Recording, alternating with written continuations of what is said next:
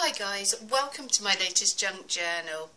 On this one I've used a Jane Austen postcard which I've done a lot of layering with some beautiful lace, tea bags which I've embellished and turned into these lovely floral flowers. We've got scrunched up tea bags. We've got this lovely avocado stained vintage lace around the outer edge, and just a few more scrunched up tea bags done with some seam binding to hold it together. We've got some ribbon coming off down the side of this signature. It's sewn in by 3-hole pamphlet stitch, and it approximately measures 7 inches by 9, so quite a large little single journal here. Let's get inside. So, as I said, I've just used a postcard. I thought that would just be a really clever way of just using one of my cards from my collection. And it says, I must learn to be content with being happier than I deserve. And I totally agree with that. I am very content and I am exceedingly lucky. I get the luxury to be able to craft in my spare time. I don't have to work every hour that God sends, so I feel pretty delighted at that. Now, what I've been doing is basically doing a lot of trying to make some of my own little, what looks like digital kits really, but it's not. It's a lot of fussy cutting, and I'll show you the book that I've been using. Now, this book has been around since the 1980s, and it's beginning to look as if it's been around since the 1980s as well.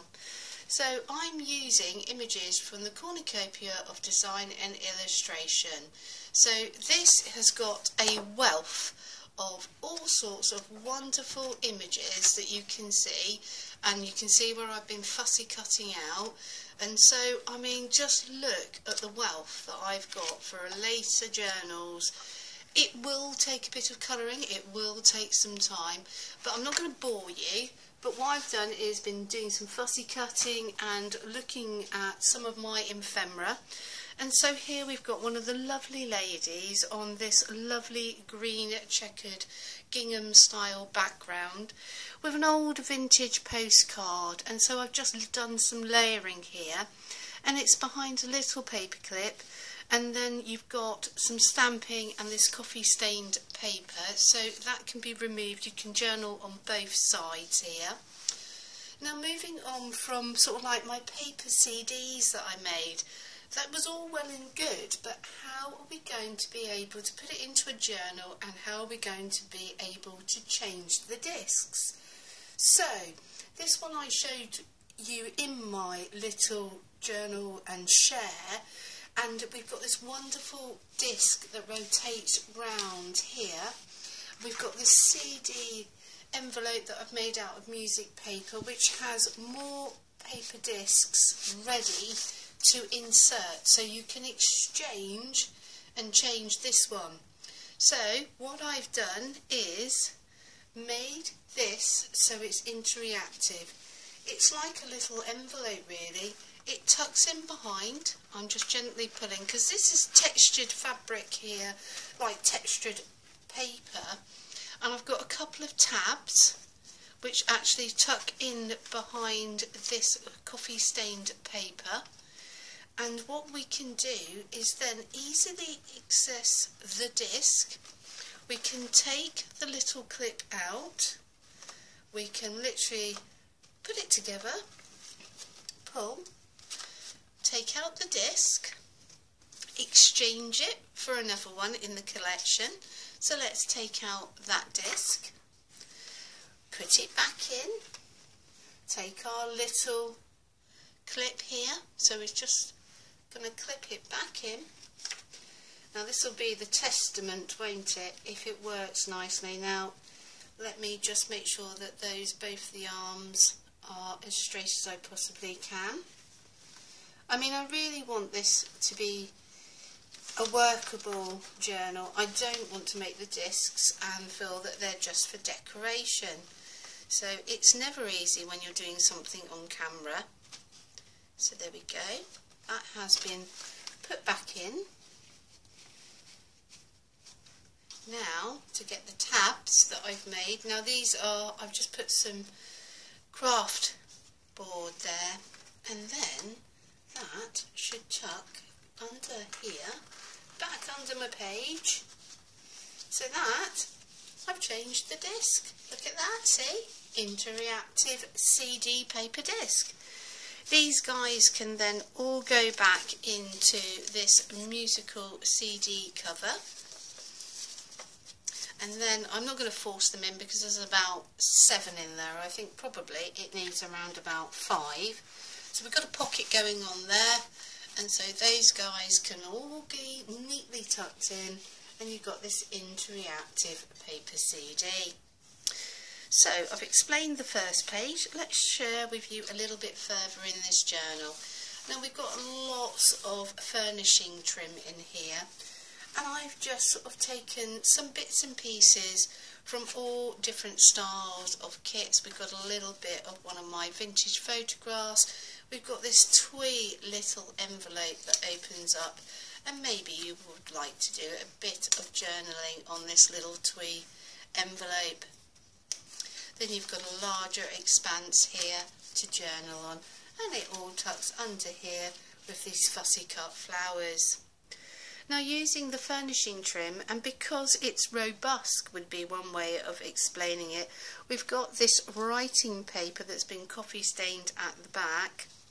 I've got a piece of my tea bag art here, and you can see an actual feather from a jay, 2 tea bags, and they've just got a little bit of acrylic paint just to give them a little bit more of a hit.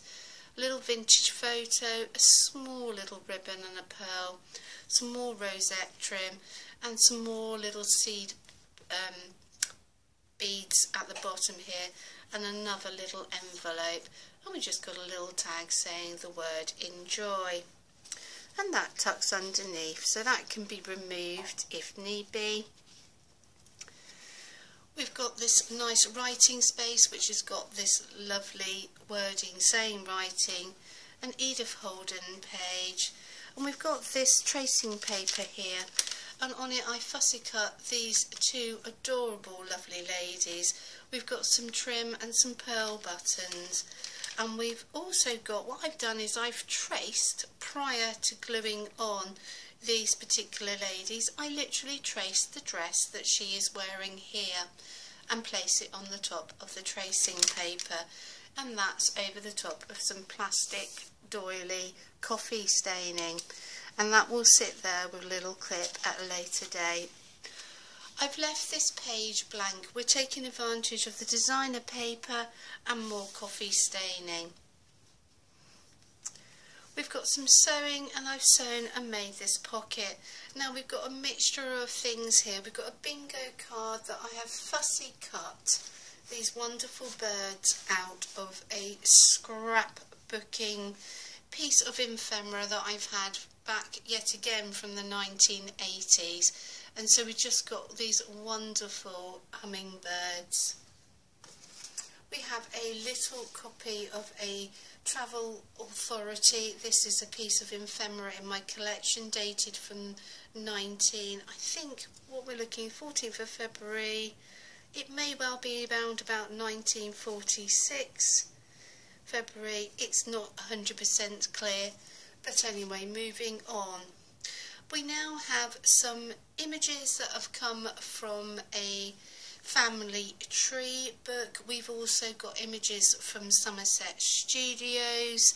We've got this lovely raven in this envelope here, and this back of this envelope has been stained using onion skin, so it's a real bright yellow stroke brown, so that's giving a different style of impact. So let's pull out the raven, which is there as a journaling tag.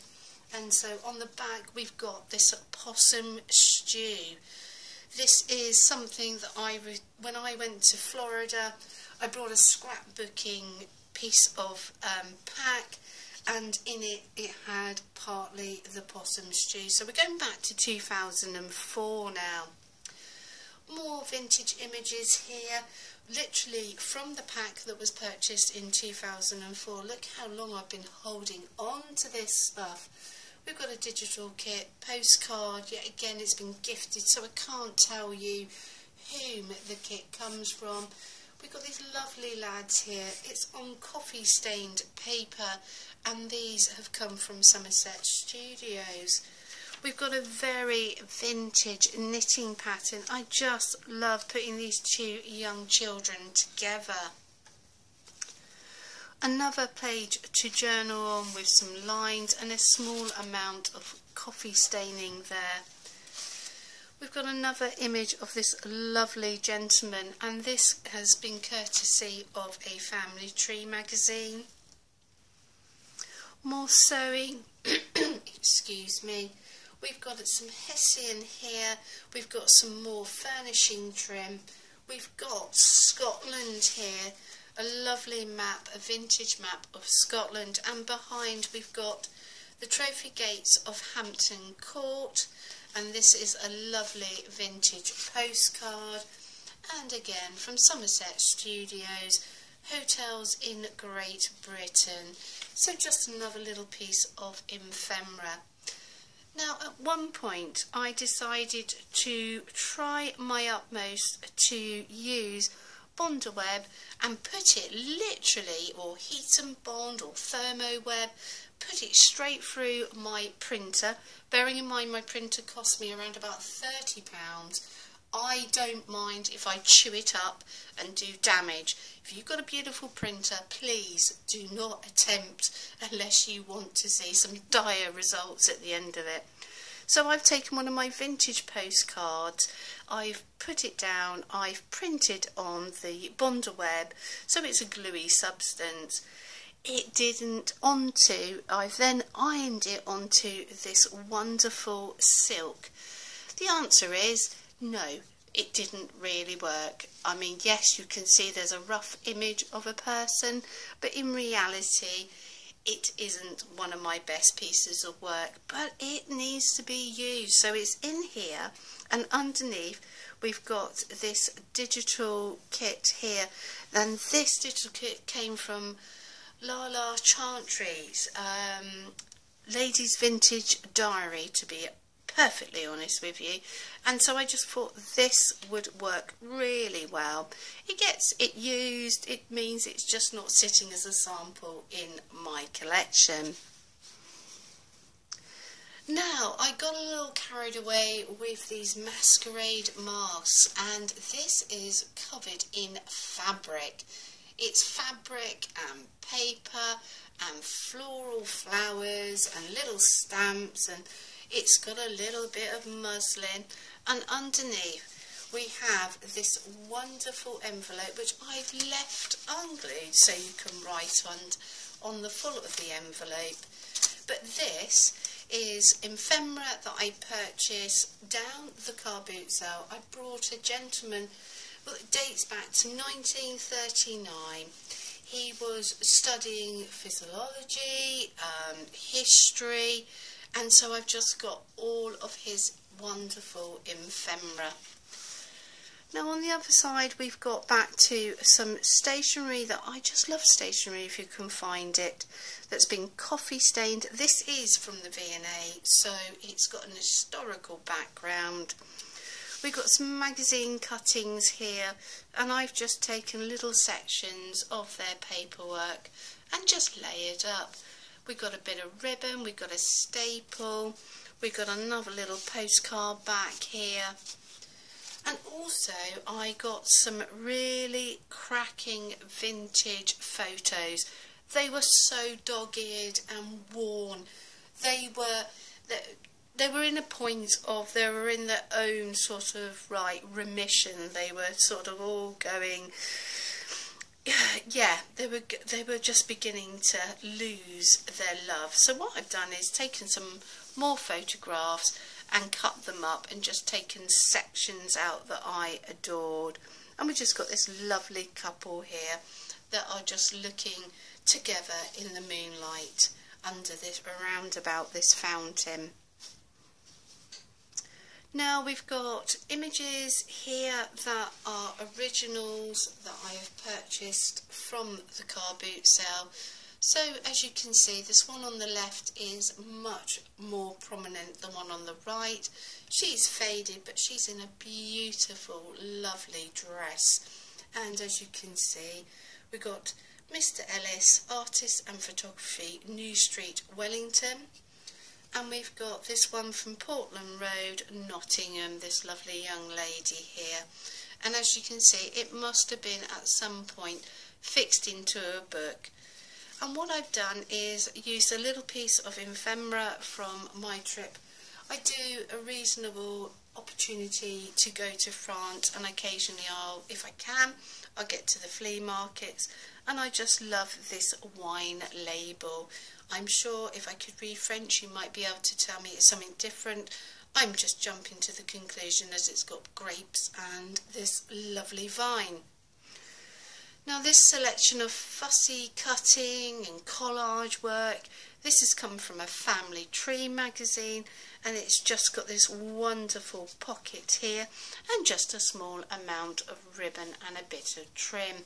And so we've got this lovely wedding photo, gentleman that I've put here as if he could be the husband to be, and we've got this wedding invitation.